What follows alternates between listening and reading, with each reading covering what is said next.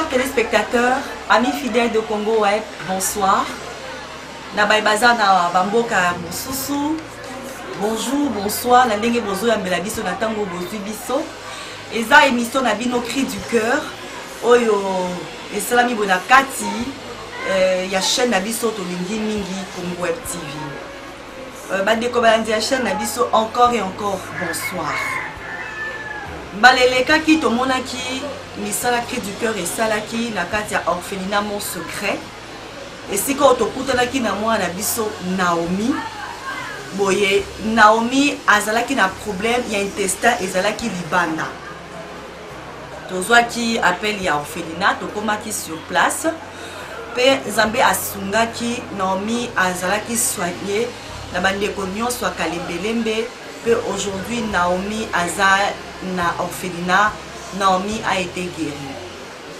Et en passant, je dis merci à tous ceux-là qui ont contribué pour la réussite de cette opération, matériellement, spirituellement, physiquement. Que Dieu vous bénisse.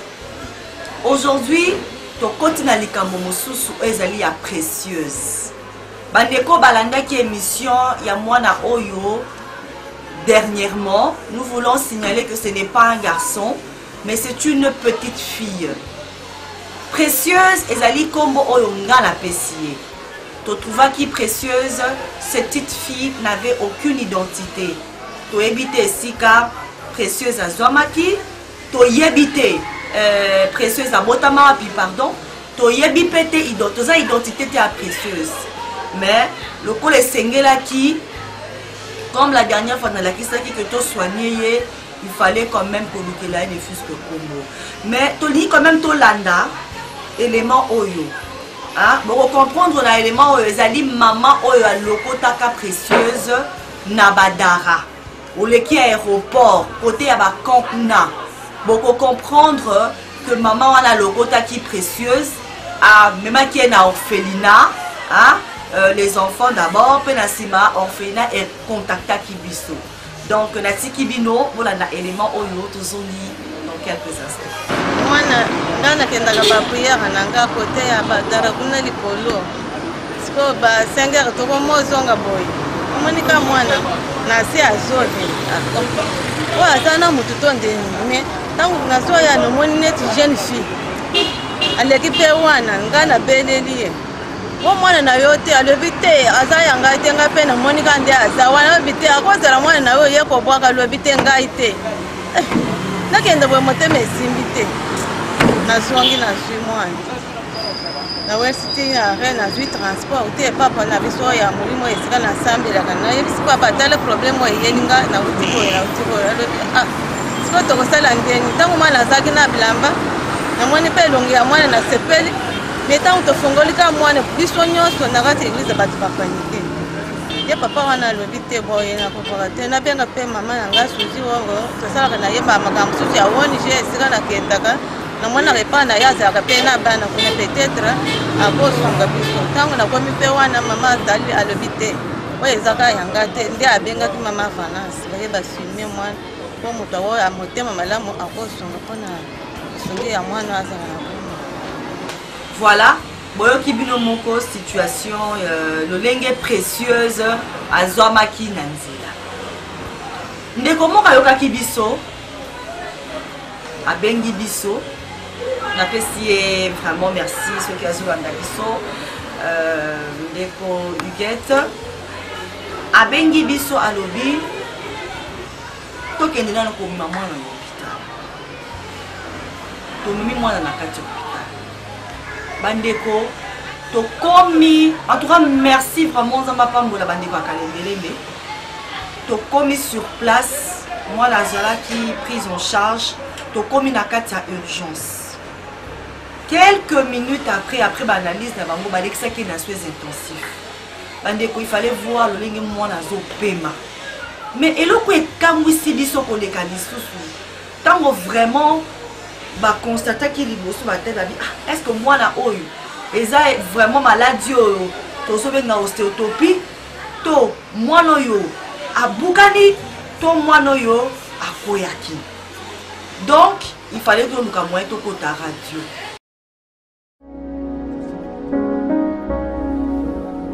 Je suis sale sans toi. Je suis laide sans toi. Je suis malade. Je suis affamée. Assiste-moi, je suis orpheline.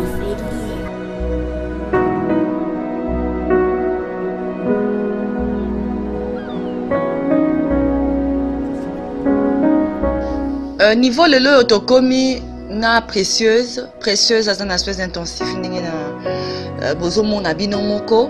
Précieuse azana besoin ya basoin. Vraiment na bandeko bazo ko aider biso muke tozo meka kosunga précieuse.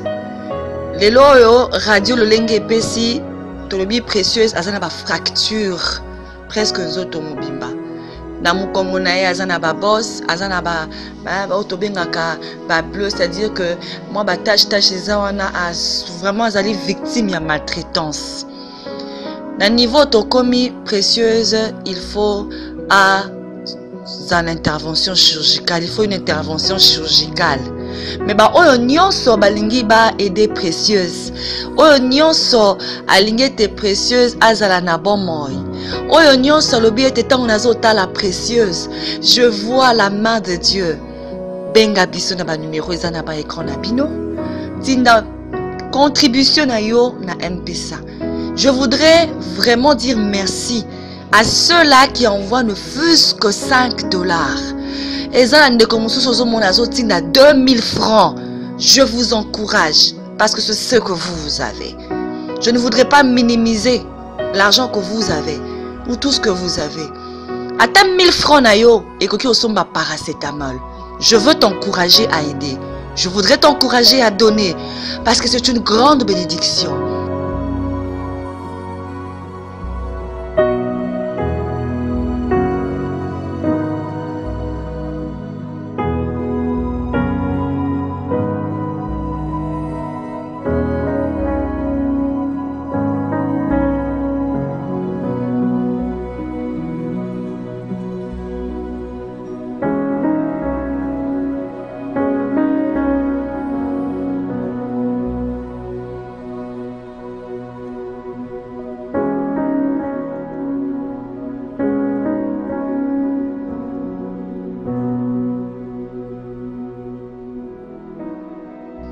Nalingi na yebisa na bandeko bazolanda biso kobotama pauvre eza fatalité te. Tangu tobotamaka moko tayebaka ke nazo botama na famille o ezali ya mobola to pe nazo botama na famille o ezali ya bato ya mbongo. Kasi soki ekomi ete obotama na kati ya famille o ezali ya mobola ndeko lela na yo te. Bunda luka na motoki na yo na oyo yo kozwa nde okoyoka nde esengo. Pe na ba oyo babotami na famille oyo ezali ya mbongo ebele, pesa Nzambe merci. Pe tala oyo azali pembeni na yo, kamata ndambo ozali na yango, pesa moninga, yebisa Nzambe merci. C'est une façon aussi que celui qui n'en a pas apambola Nzambe afin que toi tu continues à être béni.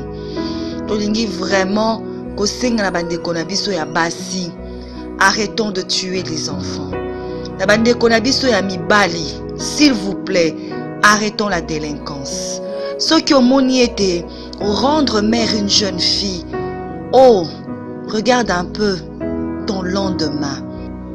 Ndeko mwasi, ceux qui est comme elio été, olingi mobali ya boyi mwana yango, tika, kobomate, pesa bomoi, tala liboso na yo, pena lobi bunda. Sala ete ozwa moke pona koboko la mwana wana. Mbala mosusu mwana wana nde lobi akozala esengo na yo. Pe na bandeko bozo bwaka bana, bozo tika na ba orphelinat kobomate. Mais tu as voulu faire de Précieuse un mort.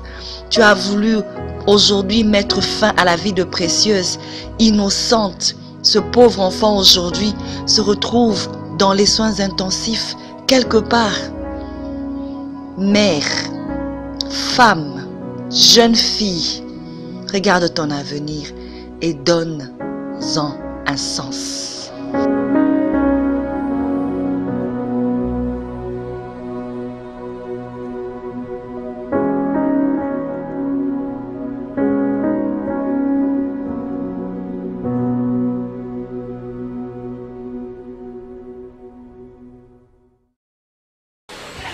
koti radio à liboso tout le monde que moi la biso a un problème déjà na niveau ya ba poumon to ko kota radio a mi balé docteur alobi mwana oyo azali victime ya maltraitance maman ya bota mwana oyo to bandeko bazalaki na mwana oyo ba faire souffrir mwana soki botali na niveau ya liboko ya mwana oyo aza ya kobukana ozwi awa aza ya kobukana otali ye na mukongo na ye aza na oyo tobengaka ba bleu, c'est-à-dire que ba beti ye mo batache etikali loko aza mono aza pembe batache etikali soko otali na libino ba kote na ye awa ozomona ke eza déjà déclassé mais na pamboli nzambe pour vraiment ba médecin oyo bayambaki mwana oyo bazalaki vraiment na motema monene de l'autre ozolobela bino précieuse anaza na soins intensifs.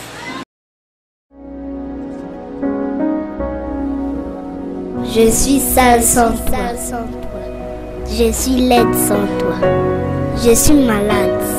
Je suis affamée. Assiste-moi, je suis orpheline.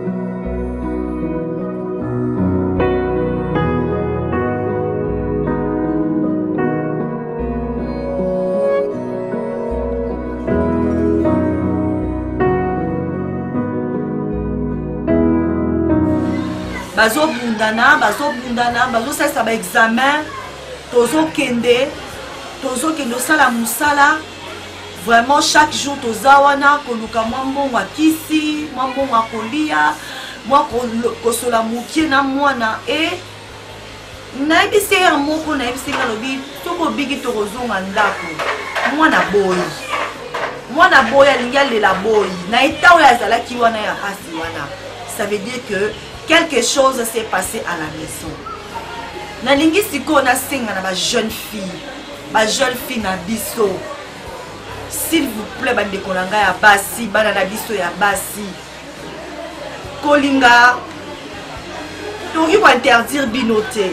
Mais tolingi to senga bino ete bon comprendre et que tant bozali kozwa mazemi bon komiti na niveau ya kokoma na 9 mois ndeko na ngai leki na ngai vraiment mwana na biso okoma ti na niveau obwaka mwana oyo moneli pasi ya 9 mois kotika ete boyo bwaka epe na kimia tokende kobuka ye lisusu nzoto combien oyo motema moto ekomi kobeba ti na niveau oyo na nsima lobi kuna nzambe apamboli na libala lobi nzambe epesanga mwana non tozonga na bomoto na biso ata kutu ezalaki ya viol nazosenga na bino soki omoni koza na besoin ya kozwa zemi te protège-toi mibomba soki omoni okokoma mpenza ntina 9 mois koma ntina suka mekasi koboma te nazoko encourager bandeko nyonso abasi aza na mwa activité na ya koteka makala azoteka ndunda azoteka biloko ya mikeke mpona kobokolo bandeko basi bolemba te vi ya moto atiaka yango kaka point ezali nzambe me ntango nzambe atie nanu point na vi na yo te continue ntango ozoboma mwana moko ebaki obomi bagénération ebele boye lokola tolobi boye tolingi baoyo nyonso bazoyoka kolela na biso cri du cœur ndenge tolobaka but na yango ezali koluka bato bakoki na kosunga ba orphelinat. Ezali koluka bato bakoki na kosunga bana. Vacances yango yo tolingi to inviter ba parents, ba église. Bandeko ba moni que toza na mwa biloko, toza na mwa elamba, toza na ba toza biloko ki ko offrir bana ya Nzambe. Tala pembe na soki orphelinat ezali te, benga biso to orienté yo. Soki pe ezali kende pe ta porte. Obeti ngana za na eloko moko songolo na ningi na tika yango pona bana Nzambe. Vous savez, le Congolais n'a plus d'hospitalité pour les pauvres. Le Congolais n'a plus pitié de son prochain. Le Congolais peut voir un enfant en train de quémander à Kozanga de fusque à Talipa à Pamba. Et il suffit à boire un alice au bois à Abengaï carrément Kiazanduki. Mais aujourd'hui, nous allons vous supplier, frères et sœurs, vous qui pensez que vous aimez le Christ, notre Seigneur Jésus, revenez à la mission. Revenez à la parole de Dieu qui dit aimons-nous les uns et les autres, aidez les pauvres. Yango tolingi to baboué, oignon soit moni que rentrée scolaire, ya bala na ye ndenge tozo mona biso nyonso ke esi ekomi na ngona suka, ekomi déjà na suka. Uniforme ya mwana na yo o ezana no malamu, sokola yango, repasser yango, tia yango malasi, na sima kende kotikela bana oyo bazana yango te. Omoni mwana na yo azana malette, saki moko atika ki po ete mwana ozomona ke mwana mosusu akoki kolata yango, bongisa yango mama ko bwaka yango te. Soki po moni kozo na kati ya famille ezana bana mosusu bazana bosenga yango, pesa bango ko bomba te. Parce que quand tu es en train de donner comme ça, ozobombise pas Nzambe. Pour l'obikuna, oh Seigneur, souviens-toi de ce que moi j'ai fait. Je vous en supplie, mes frères et sœurs. Oh, azobenga mamo Christou, azonga na kati ya mission na ye. Toza na kati ya opération sauvant précieuse. Olingio mona précieuse, anaza na kalembelembe, aza na soins intensifs. Maman oyo aza na kati ya hôpital, comme on a ye maman Georgette. Eza maman oyo aote kopesa bino témoignage ya mwana lokota ki na badara. Mais aujourd'hui ne tozoloba, cet enfant a une fracture presque partout. Et ça qui causé na moto à boire kakiye. Donc c'est à dire que cet enfant a été même étouffé. Na niveau de maman linya boma mwana. Tant mieux zoisé mi komati na suka ou bien que zoisé mité. Ça ne sert à rien du tout. Nous allons vous demander de pouvoir soutenir même la maman qui garde cet enfant. Na minute autant tozo kamisa précieuse, cette maman a laissé ses 6 enfants à la maison. Tant tozo kamisa précieuse, tozo que les petits nanda kukuna kokoma ete bana na epe bazala à l'aise pour ça la musala wana. Olingo mona précieuse, Olingo a envoyé quelque chose pour cette petite fille, au tinti na ampesa ou bien au eti na kalembelembe précieuse azana soins intensifs. Vous verrez des bons médecins qui sont là. Vous leur remettrez votre contribution. Vraiment, nous voulons que Mwanawana Abika, parce que c'est un grand témoignage de Dieu. Imaginez-vous que ba os naye, ba côte naye, ba épaule naye, ils ont vraiment la fracture. Ils ont fracturé. Et cet enfant est en train de respirer, Azali sous oxygène mêlé. Et la question que je vous pose aujourd'hui, et si c'était ton enfant? Sokezalaka mwana na yo. Jeune fille, jeune garçon, arrêtons avec cette vie. Pourquoi y a zémité, soko yebi que na koboko la te. Lingyo zwa zemi, prends tes responsabilités jusqu'à la fin. Je suis sale sans toi. Je suis laide sans toi. Je suis malade. Je suis affamée. Assiste-moi, je suis orpheline.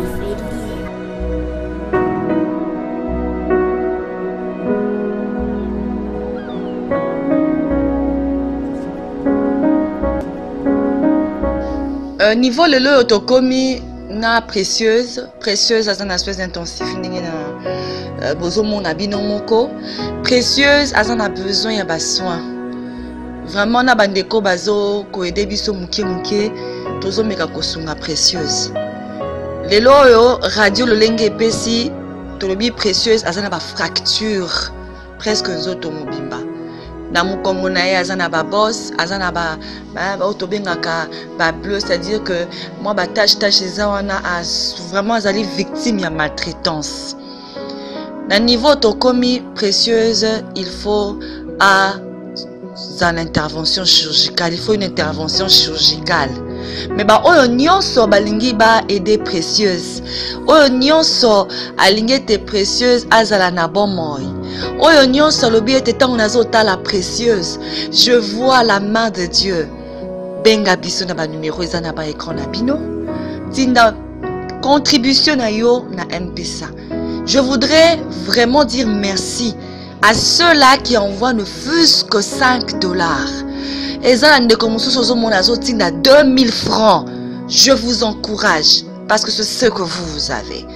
Je ne voudrais pas minimiser l'argent que vous avez ou tout ce que vous avez. À 1000 francs nayo et que somba paracétamol. Je veux t'encourager à aider. Je voudrais t'encourager à donner parce que c'est une grande bénédiction.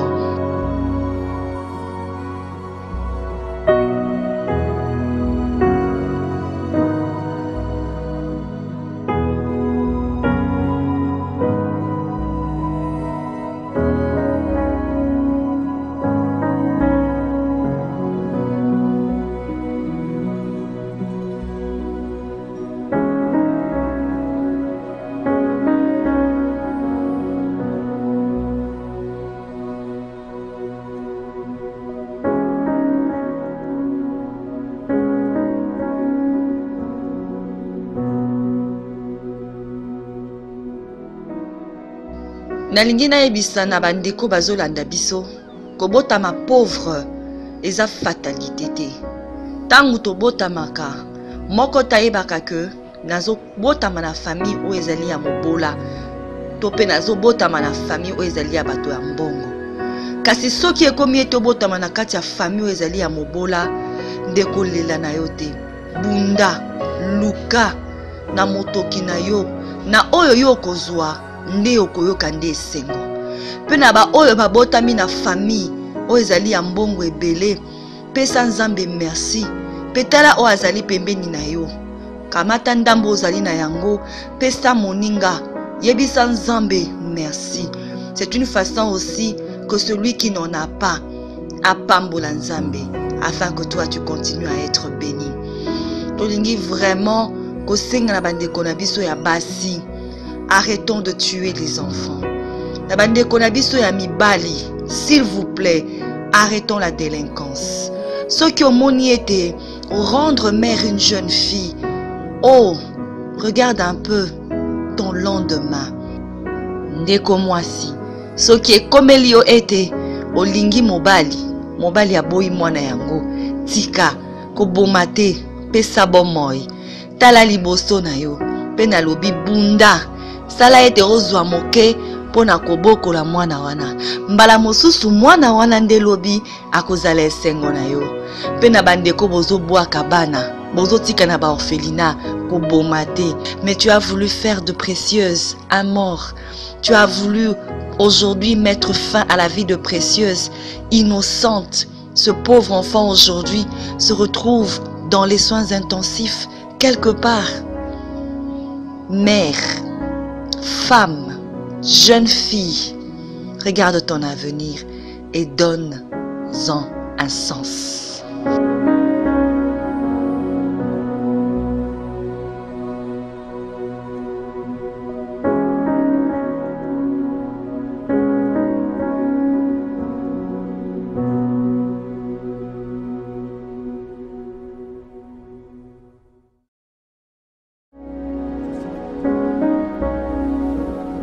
Je suis sale sans toi. Je suis laide sans toi. Je suis malade. Je suis affamée. Assiste-moi, je suis orpheline.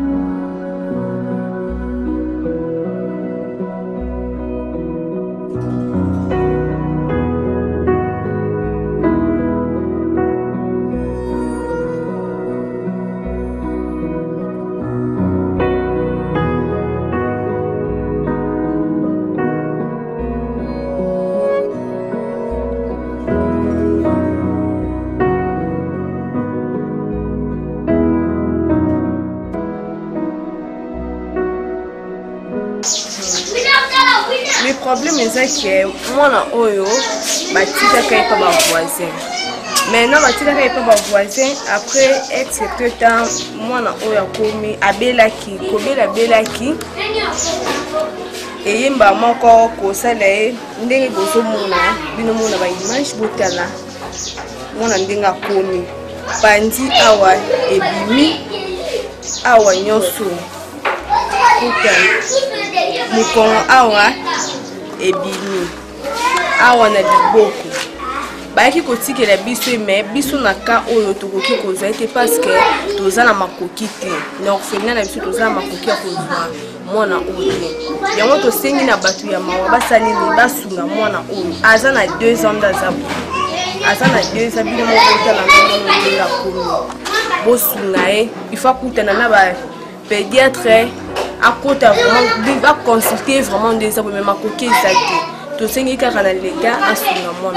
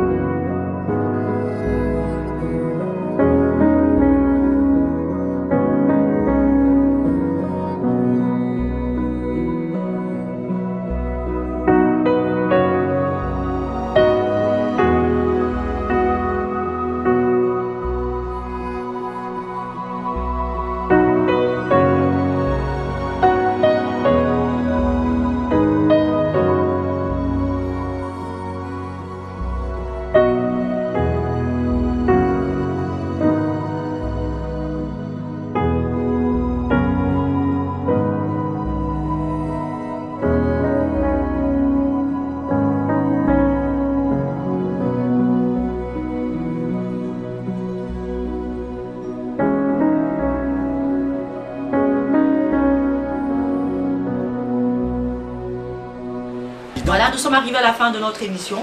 Nous voulons remercier tous nos partenaires de près comme de loin, tous ceux qui nous soutiennent matériellement, financièrement. Cri du cœur a besoin de vous, nous avons besoin de votre soutien. Tous ceux qui nous soutiennent spirituellement, continuez. Vos conseils, vos suggestions sont les bienvenus. Merci à Maman Lucie Kachouva et merci à toute la famille Mitéo qui nous a reçus. Merci, un grand merci à Maman Dada, à Huguette et Lou. Merci à Maman Nathalie, merci à tous nos jeunes qui ont participé, tous ceux-là qui ont présenté les examens d'État, tous ceux-là qui appellent pour dire que je prie pour vous, que le Seigneur vous bénisse. Et tous ceux-là qui aujourd'hui n'ont rien mais qui disent je ferai quelque chose. Que Dieu vous bénisse. Nous nous retrouvons jeudi pour la rediffusion à 10 h et vendredi pour la diffusion. Merci, un grand merci au président Chabani Record, à toute l'équipe de Congo Web, à tout le monde, à tous les orphelins, à tous ceux-là qui ont perdu les parents aujourd'hui. Je vous dis courage. Ne perdez pas espoir. Notre Dieu est un Père magnifique. Parce que la Bible dit qu'il est le Père des orphelins et le défenseur des veuves. Tenez bon, courage et